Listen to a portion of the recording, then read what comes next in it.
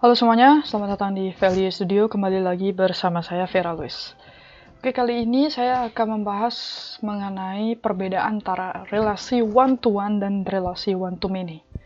Kemarin saya dapat sebuah skema database ya, yang dimana ternyata di dalamnya masing-masing tabelnya itu berisi relasi one-to-one.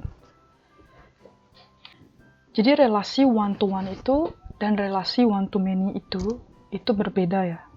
Kalau relasi one-to-one itu ID barang ya yang menjadi primary key di dalam tabel barang. Kemudian dia akan menjadi foreign key di dalam detail keluar. Jadi di sini ada 3 tabel ya. Yang pertama barang dan detail keluar itu adalah relasinya one-to-one, dan barang dengan detail diterima itu adalah relasinya one-to-many.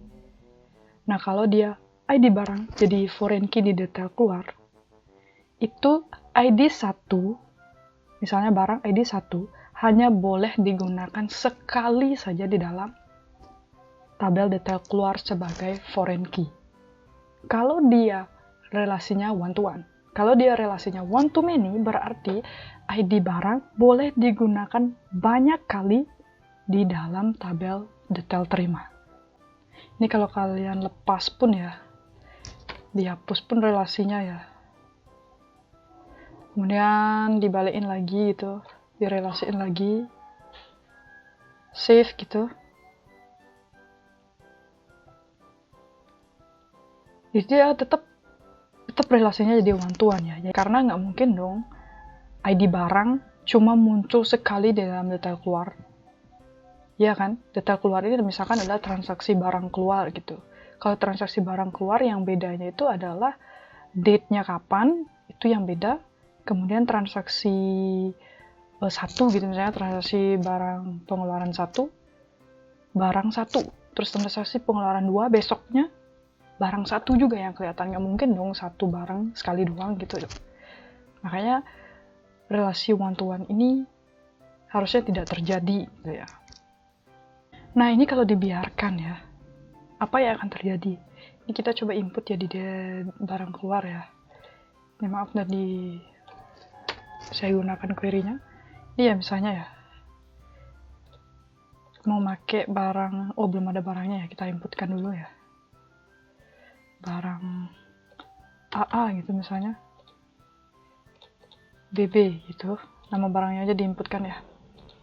Kemudian kita buat di transaksi transaksi keluar ya. Transaksi keluar, misalkan kita input ID barang AA, select. Oke, tidak terjadi masalah. Tapi kalau misalkan kita input lagi ID barang AA, di sini akan terjadi permasalahan ya. Nah, akan terjadi duplicate entry null for key ID pengeluaran. Kenapa terjadi error seperti ini? Karena ya tadi pengaturannya adalah relasinya one-to-one. Jadi ID pengeluaran 1 itu ID barang 1 itu hanya boleh muncul sekali aja di dalam detail keluar. Itu maksudnya. Nah, kalau kayak gitu, mending nggak usah terjadinya relasi, tapi tambahin kolom di sini. Kalaupun terjadinya relasi one-to-one ya, mending nggak usah dipisah tabelnya. Kayak apa misalnya kayak nick ya. Nick nggak usah dipisah tabel, misalkan tabel nick, kemudian tabel user. Nggak usah dipisah. Kenapa harus dipisah? Dijadiin satu aja di dalam kolom. User 1 nicknya ini, user 2 nicknya ini, kan nick unik ya, nggak mungkin sama.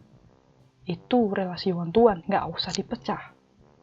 Kalau kayak gini salah ya.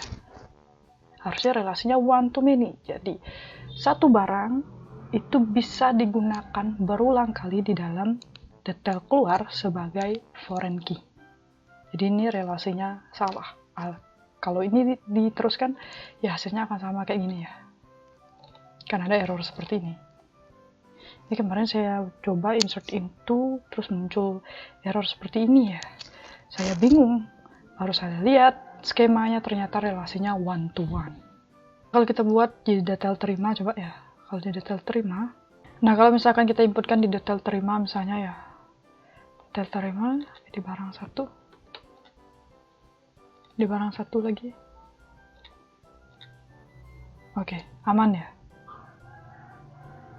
Sedangkan kalau untuk yang keluar, nggak bisa. Muncul ya. Sorry, ini hapus. Ini satu harusnya. Oke, duplicate. Come. Oke. Nah, caranya memperbaiki ini ya. Relasinya ini gimana ya? Biar sama hapus.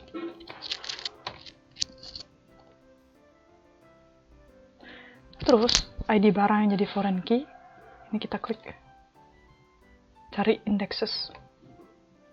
Ini yang unik nih dihapus. Save. Lalu orang tarik atau melakukan relasi. Mau buat cascade, retract, dan lain sebagainya udah pernah saya bahas on update sama on delete-nya. Di sini saya langsung save aja. Selesai, one to many. Kita coba yang detail keluar. Oke, aman ya.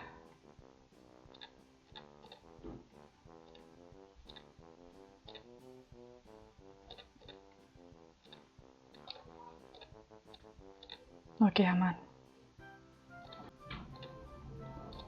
Jadi, untuk relasi itu tolong diperhatikan baik-baik. Oke, sekian informasi singkat ini. Semoga ini bermanfaat. Kita bertemu lagi di video selanjutnya. Terima kasih.